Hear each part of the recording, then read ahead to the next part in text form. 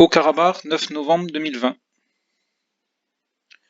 Les informations essentielles proviennent du front centre, où la ville de Chouchi est effectivement sous contrôle des forces azerbaïdjanaises.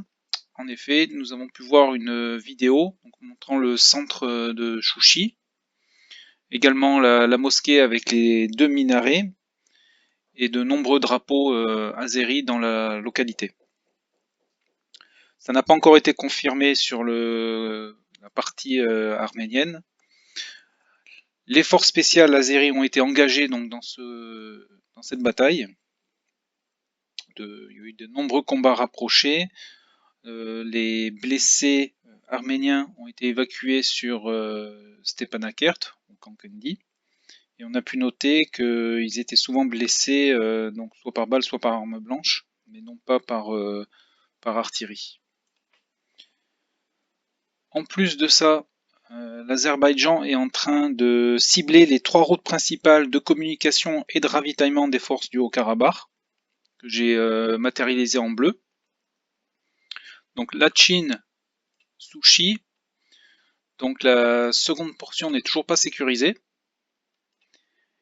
Et un détachement blindé des forces du Haut-Karabakh a été détruit à 6 km de Souchi par un drone kamikaze sur cette portion.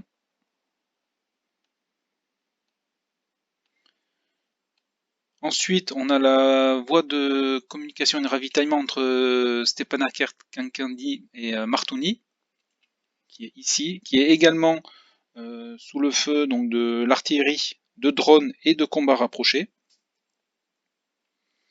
Et la troisième, c'est celle qui mène sur Karmir Chouka ou Kirmzi Bazar, qui est également sous le feu de l'artillerie, des drones et des attaques des forces azéries. Donc la situation a bien changé donc ces 24 dernières heures. La prise de Chouchi est très importante au jour donc d'aujourd'hui. Stepanakert continue d'être bombardé assez quotidiennement. Ensuite, au niveau donc des autres informations plus générales concernant le drone turc, le TB2, il utilisait jusqu'alors des caméras donc canadiennes, mais au début donc des hostilités, le Canada a décidé d'un embargo sur les armes en destination de la Turquie.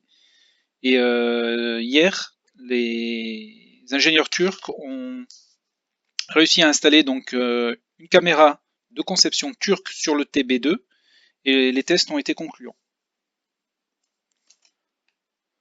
Ensuite, une autre information sur un cargo, un avion cargo, un Ilyushin 46, immatriculé RA 76538, qui a donc décollé d'Erevan en direction de Mozdok en Russie. Et ce qui est intéressant à noter, c'est le parcours de cet avion, puisqu'il a emprunté l'espace aérien iranien, turkmène, kazakh et enfin russe.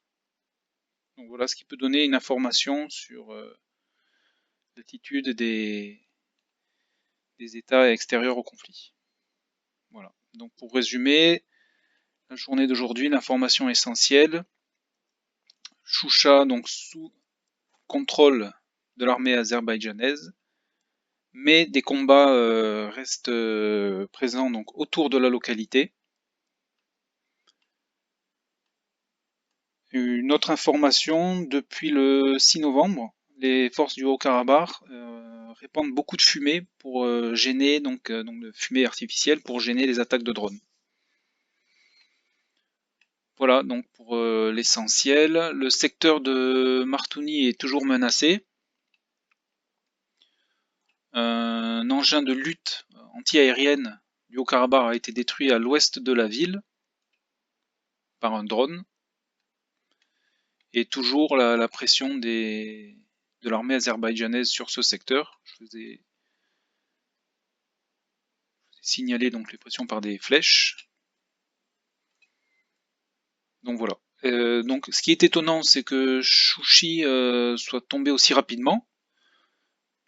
Est-ce que Pour quel fait, ça je ne sais pas, mais c'est vrai que depuis en l'espace de 24-48 heures, la ville est tombée.